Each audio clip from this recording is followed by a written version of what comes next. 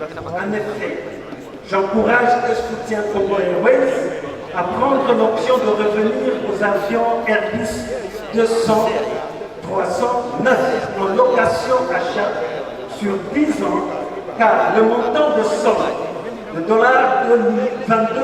661 212 peut permettre d'acquérir 4 Airbus 200, 300 et ainsi nous pouvons relancer l'exploitation de Congo Airways sans beaucoup de difficultés. Voici, honorable président, honorable député, l'essentiel des éléments de réponse à la première préoccupation du peuple congolais, soulevée par l'honorable Célestin Engelema. Quant à la deuxième préoccupation, relative au contrat de leasing entre Congo Airways et Kenya Airways, il importe, honorable député, que vous soyez fixés avant tout sur le contexte qui a dicté la conclusion de ce contrat. En effet, en août 2021, lorsque l'arrêté du ministre de l'Économie nationale portant fixation de nouveaux tarifs du titre de voyage sur l'étendue du territoire national est intervenu, il s'était fait que le deuxième Airbus, le Congo Airways, était envoyé au Maroc pour un entretien technique. Entre-temps, la politique tarifaire adoptée avait largement contribué à l'augmentation de la demande des clients à hauteur de 40%. Une demande exponentielle devrait être soutenue aussi par une offre conséquente en aéronefs opérationnels dans le pays. Pour satisfaire sa clientèle, Congo Airways s'est senti dans le besoin d'acquérir de nouveaux appareils pour contenir le trafic. C'est devant cette situation qu'un contrat de leasing de 6 mois a été conclu avec Kenya Airways pour la période allant du 15 septembre 2021 au 15 mars 2022. En janvier 2022, une évaluation de ce contrat de leasing a été faite avec la partie Kenya Airways conformément aux engagements du départ. À l'issue de l'évaluation, les parties Kenya Airways et Congo Airways ont convenu de ne pas renouveler ce contrat pour des raisons évidentes ci-après. Les opérations commerciales se sont révélées non viables. Le désagrément des clients qui voyaient leurs bagages être débarqués du fait de l'étroitesse des soutes, l'exorbitance des dépenses dues au logement et à la prise en charge des visas et titres de séjour des membres de l'équipage et j'en passe. Là-dessus, Congo Airways misait également sur le retour imminent de son avion Airbus envoyé en entretien technique au Maroc qui devait revenir avant le départ des embrayeurs de Kenya Airways. Fort malheureusement, à la suite d'un imprévu de dernière minute causé par la direction technique, cet avion n'a pas pu être ramené si tôt. Voilà qui justifie la situation que connaît Congo Airways depuis l'expiration du contrat et le départ des avions de Kenya Airways. Par ailleurs, je saisis cette opportunité pour informer la représentation nationale que la situation du transport aérien préoccupe énormément le président de la République qui m'a donné des orientations efficientes pour mettre en place un nouveau véhicule capable d'apporter des solutions permanentes et durables à la crise que subit le pays depuis plusieurs décennies. Je suis heureux de vous informer, honorable député, qu'un accord de partenariat stratégique a été conclu avec le groupe Ethiopian Airlines, mettant à disposition 7 avions de nouvelle génération qui pourront nous permettre de relancer les vols domestiques et les vols internationaux en défiant même cette fameuse liste noire de l'Union européenne dans laquelle notre pays vit depuis plus de 3 décennies. Ce partenariat stratégique engendre Air Congo en joint venture dont la RDC, la République démocratique du Congo à 51% contre 49% pour Ethiopia Airlines. Sur instruction du chef de l'État et avec les orientations du Premier ministre, je suis en train de tout mettre en œuvre pour que Air Congo vienne en support et non en concurrence contre le Congo Airlines. Je suis disposé à vous fournir toutes les assurances à ce sujet. Air Congo pourra être opérationnel dans les semaines à venir.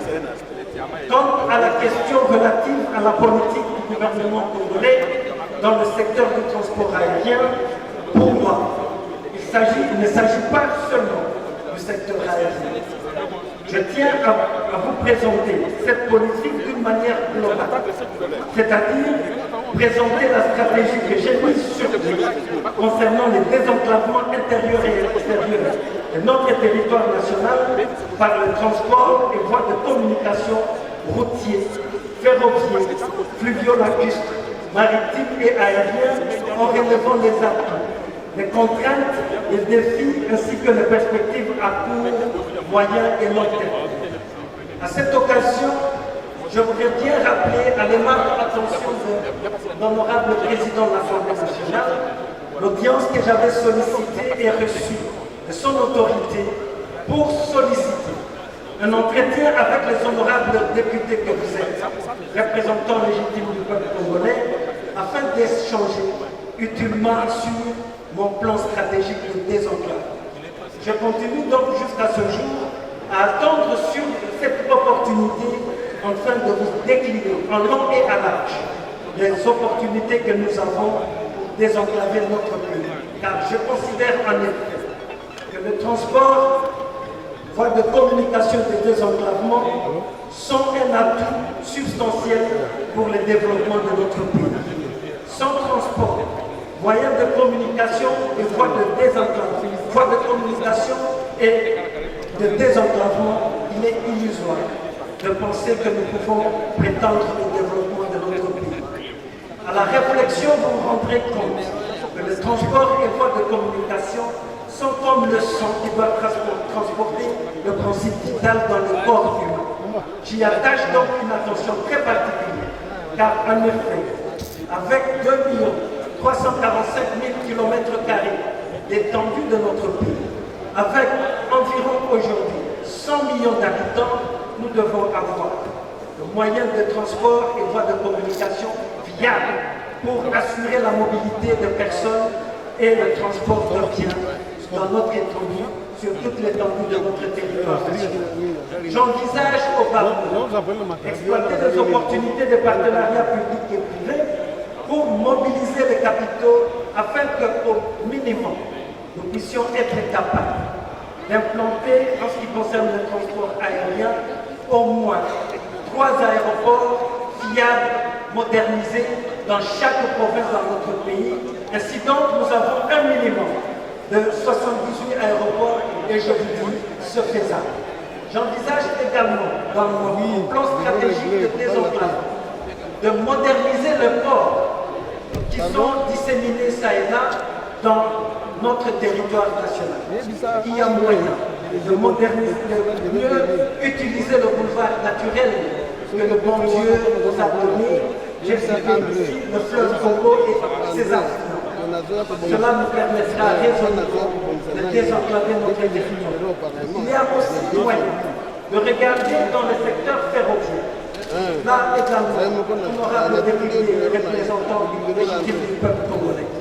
Je vous invite à poser votre regard sur les voies ferrées dans notre pays, que nous avons héritées de l'époque coloniale, qui aujourd'hui ne cessent de nous créer de cauchemars, de créer au ministre des Transports, voies de communication et des désenclavements des réels cauchemars, que de déraillements intempestifs, que de morts que nous continuons de déplorer.